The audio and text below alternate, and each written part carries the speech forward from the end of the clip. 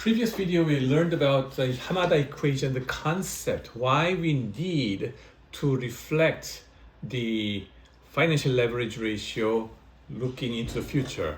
And then here we are going to try to solve a sample problem using Hamada equation. So in the textbook of Professor Damodaran, he gives an example using Embraer, the Brazilian aerospace company, military and aerospace, the airplanes, right? So what is their beta if we are trying to evaluate using DCF, and then we try to figure out their levered beta, okay? The determinant of beta, effects of leverage, sample example goes up. Business is aerospace, and their unlevered beta in this aerospace industry, it comes from the peers, right? Competitors, and then let's say it figured out 0.95. And the debt to equity ratio of the Embraer of the company, about 19%, 18.95. And then leverage beta, levered beta, how should it be? Well, 1.07, because the Hamada equation, you start with 0.95 and then multiply it by something bigger than 1. That is 1 plus something over here. And that is going to be 1 minus tax rate times the debt to equity ratio. Why 1 minus tax rate? Because there is tax deduction effect coming from interest expenses, right? And then debt to equity ratio 0.1895 comes in here, and if you do the math, you will figure out that the number has to be 1.07. So this is the levered beta of Embraer. And then why bottom-up betas? The standard error in a bottom-up beta will be significantly lower than the standard error in a single regression beta. Roughly speaking, the standard error of a bottom-up beta estimate can be written as follows. Average standard error across betas divided by the square root of the number of firms in the sample. The bottom-up beta can be adjusted to reflect changes in the firm's business mix and financial leverage. So the regression beta reflect the past. You can estimate bottom-up betas even when you do not have historical stock prices for private companies and then before IPO kind of things, right? This is the case with IPOs, private businesses, divisions of the companies. The last one, the division of the companies. For example, if you have multi-division companies, right, or a single division, can you estimate the bottom-up beta for your single division? Look at the industry peer. It's pure play, and then you can infer those bottom-up beta for your single division, okay? And then determinant of beta, number 3, effects of leverage, right? 2 approaches in unlevered and leveraging beta. Levering beta is here. Well, 2 approaches. Well, when you want to figure out your company's bottom-up beta, okay, what you need are 2-3 elements there, okay, to figure out the bottom-up beta. What do you have to figure out? First of all, unlevered beta of the industry. 2, the tax rate, which is going to be marginal tax rate. And 3, the target leverage ratio of your company going into the future, okay? What again? Unlevered beta, marginal tax rate, and leverage ratio. Now the thing is, which one would you obtain first and then move down to the next, okay? Matters, right? And then especially obtaining the unlevered beta. Things will get clearer as we get to the real problem. But here, conceptual roadmap is here. There are 2 different approaches. Number 1 approach is first obtain the average unlevered beta of the industry by working with the average equity beta, average tax rate, average leverage ratio of the industry. Then compute the levered beta using your company's leverage ratio, target leverage ratio by the way, and tax rate, and using the average unlevered beta in step 1 as your firm's unlevered beta. And second approach is Well, obtain the unlevered betas of the companies in the industry. Company by company, you obtain the unlevered betas, and then obtain the average unlevered beta, and then compute the levered beta by using your company's leverage ratio and tax rate using the average unlevered beta in step 2. Okay, the real business case here, Van Shoes in a textbook by Damodaran. Van Shoes is a shoe manufacturing company that is not publicly traded. Its target debt to equity ratio is 9.41%, and tax rate, marginal tax rate by the way, is 34.06%. Now estimate its equity beta using the beta of all publicly traded shoe companies in Excel file like this, and then equity beta, levered beta. Please, what should be Van Shoes levered beta using bottom-up approach using Hamada equation? So the first approach is figure out the unlevered beta by using average equity beta and an average of the tax rates of the competitor companies, and then use the average debt to equity ratio to figure out the unlevered beta. So what's the average of all these competing companies' beta? Well, equity beta is given here, and take the average, that's 0.79, that's this guy. And this equity beta is nothing but the current beta that you estimate using regressions for each different companies, right? You can do that using Python, and you have tons of regressions you can do it, and estimate the betas, right? And take the average of it. And you can also figure out market value based debt to equity ratio. Market cap of each company, okay, should be used as equity, and debt, well, their market value of debt is not observable, so people typically use book value of debt as market value of debt. Okay, take it as it is, and then figure out the average market value based leverage ratio like this, and take the average, which is 75%, and you're gonna use it over here, and then tax rate. Okay, marginal tax rate for the companies depending on the company's situation, and then get the average of these marginal tax rates, figure it out, and 25.95. Oh, 95 instead of 59, okay? So correction has to be there. Good. So it has to be 1 minus tax rate. I'm sorry about this typo. So shall I just adjust this thing, okay? Minus, right?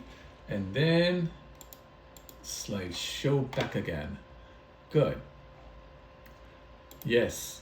So accordingly, 1 plus something bigger than 1, okay, is used as the denominator, and then that makes your levered beta lower than unlevered beta lower than your equity beta. So starting with 0.79, you end up with something smaller than 0.79 because you divide it by 1 plus something bigger than that, right? 0. So 0.51 should be shoe company's unlevered beta in approach number 1, okay? And then now move down to Hamada equation to figure out Van Shoes equity beta or levered beta. So use this 0.51 unlevered beta times 1 plus something greater than 0, and then here you should use your company's marginal tax rate, 34%, and then target debt to equity ratio going into the future. You notice that this has to be forward-looking leverage ratio, not the past, right? 9.41%, that's your target. And then you will realize that the number has to be, the levered beta has to be 0.54, okay? I use the term interchangeably, levered beta or equity beta, okay? Assuming that you have your debt levered, okay, somehow. Equity beta has to be the same as levered beta anyway, as long as you have debt, okay? So that's why. That's first approach, right? So 0.54. How about approach number 2? Okay, approach number 2. Then here in the approach number 2, you first figure out your competitors' unlevered beta first or asset beta first. Okay, I again use the terminology interchangeably. Unlevered beta or asset beta, who cares? Just, it reflects the company's business risk. Okay, business risk, reflecting only the operating leverage, devoid of, net of financial leverage. Okay, so you figure out the unlevered beta of each company by company, using Excel spreadsheet, 0.8, 0.48, and things like that for each different company. And then, what is it? Take the average of this unlevered beta, right? So 0.6, which is the average of this column.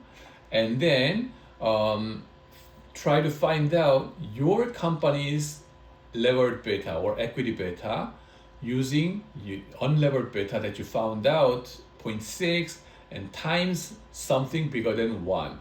1 plus 1 minus tax rate of your company, marginal tax rate, times debt over equity, which is 0.0941. And you will figure out that the levered beta of your company then should have to be 0.63. Okay, and you may be wondering, what?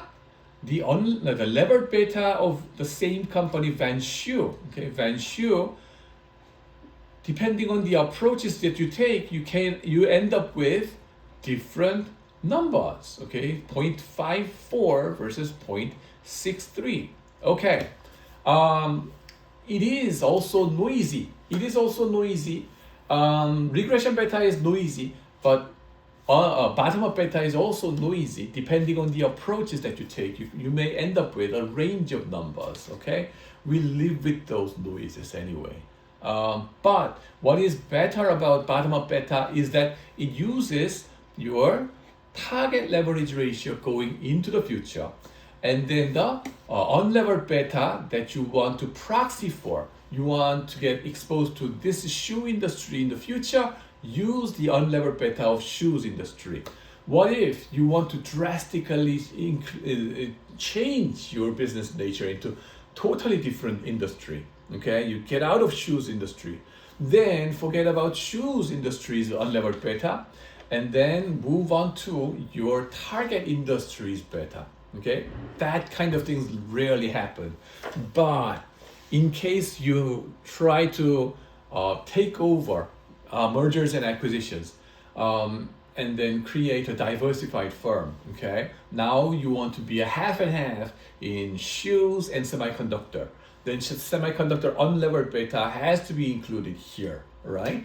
As a weighted average of shoes and semiconductor industry. So you can be more flexible by using this bottom-up beta. Forward-looking, okay? Reflects your business strategy, okay? And this point is why the strategy consulting guys heavily use finance guys too, okay? It helps their valuation. Also, so here the bottom-up beta approach, well, if your company is a single division companies, well, step number 1, identify comparable companies. It's all about the peers and the competitors. Identify the business the firm operates in, find other publicly traded companies in the same line of business and obtain their equity betas. Step 2, compute asset beta or unlevered beta for comparable companies. You learned about 2 different approaches. Step 3, compute the equity beta for your firm. Estimate the debt to equity ratio of your firm and relever the estimated asset beta to get the equity beta. And you may, some of you may have thought about it. Different beta means you can come up with 2 different valuation numbers. Using higher beta like this, you will end up with lower valuation number. Using lower beta, you will end up with higher valuation number. Okay, it's fine. We live with the noisiness and the randomness of the estimation, but it gives you a band or range of valuation. Okay, what is good about it is that you come up with a band of upper bound and lower bound of this valuation number, so that depending on your situation, you can use different valuation number to justify your argument somehow. Okay, so that's the thing. And then determinant of beta 3, right? Leverage, right? The regression beta or current beta. In the textbook, the Damodaran, they show with Disney, okay? Disney's regression beta turned out to be 1.18. Thus, beta can be interpreted as a levered beta because it is based on stock prices, which reflect the leverage ratio in history. The leverage ratio implicit in the beta estimate as the average market debt to equity ratio during the period of the regression. You can use it to figure out unlevered beta, which was the average debt to equity ratio was 19%. The unlevered beta for Disney can then be estimated using marginal tax rate of 36%, like this. Hamada equation 1.18 divided by 1 plus 1 minus marginal tax rate times debt to equity ratio 19%. So you end up with unlevered beta 1.05 for Disney. And then as you increase debt to capital ratio, you will learn that the beta will increase drastically, exponentially faster. And then effect of leverage is huge, right? Then what are we doing here? Some of you may wonder. CAPM, yes, this is our way of translating risk into required rate of return. Risk and return, they are two different worlds. How can we translate it? And then only the systematic component of the risk is translated into required rate of return. And then we called it market risk. And then we measured each different company's exposure to this market risk with beta, okay, CAPM beta. But the problem with typical beta estimation was that we used regression approaches, which is subject to historical data only. But for few forward-looking valuation purpose, like private equity or long-term value investors, you can influence their leverage, you can influence their business mixes, so that the future forward-looking beta has to be something bottom-up instead of regression-based. So that's why we learned about Hamada equation, okay?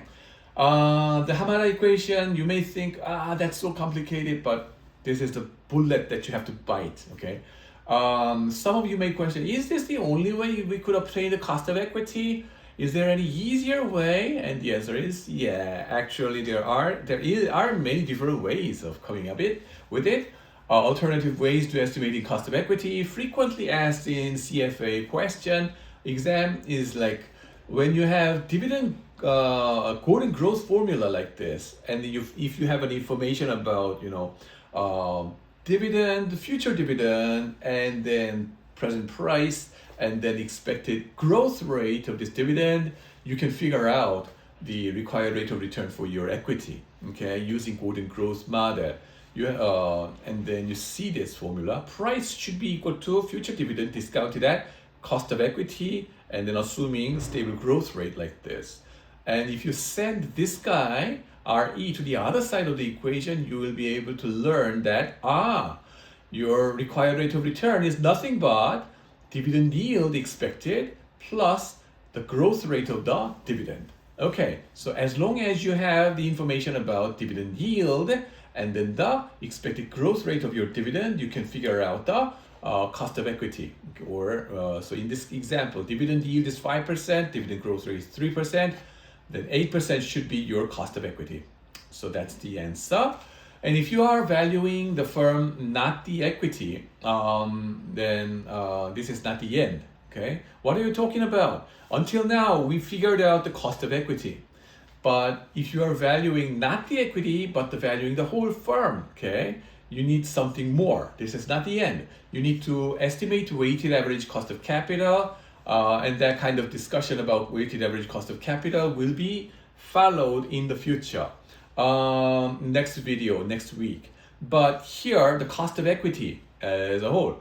Okay, to summarize, right? The risk-free rate should be your starting point, and then you will add your company's risk premium in the form of beta of your company times market risk premium. Okay. The risk-free return, you have to be consistent, right? It has to be the same currency as the cash flow and defined in the same terms. Real term versus nominal as the cash flow that you estimate. And then beta has to be preferably a bottom-up beta because you are valuing by looking forward, and then as you can influence the capital structure and business mix as Warren Buffett kind of private equity guy. So instead of regression beta, try to use bottom-up beta using Hamada equation. And then lastly, risk premium. We use historical risk premium in this semester. And then mature equity market premium, average premium earned by the stock over T-bond in the US is typically used. So, 8%, 7%, whatever is given. In the exam setting, it is easy. You just stick in whatever is given as a market risk premium. But in reality, you should be able to use different equity premium depending on the situation. And the market risk premium should be a function of the risk aversion of the investors in the market as a whole. If the market is very scary, nobody wants to jump into the equity market, that's the situation. Equity market premium is very high. On the other hand, if everybody tries to jump into the stock market, that's the situation when the equity premium is very low. And in the textbook, the Professor Damodaran discusses something implied equity premium that reflects the current market investors' risk aversion. But in this semester, we are not going to cover that part. And also in bottom-up beta, in textbook, they talk about how to eliminate the effect of cash in estimating bottom-up beta. We don't talk about it in this semester. Don't worry about that. And multi-division bottom-up beta is a weighted average of complication, right? 2 different bottom-up beta, 4 different bottom-up beta, and weighted average of it. We don't do that in this semester. Don't worry about it. Just a simple step for a single division. That's just good enough. What about your I-core business, right? I will just go for simple single division approaches, okay? The simpler step, and just firmly understand what you are doing, okay? Don't complicate the situation at this baby step stage, right?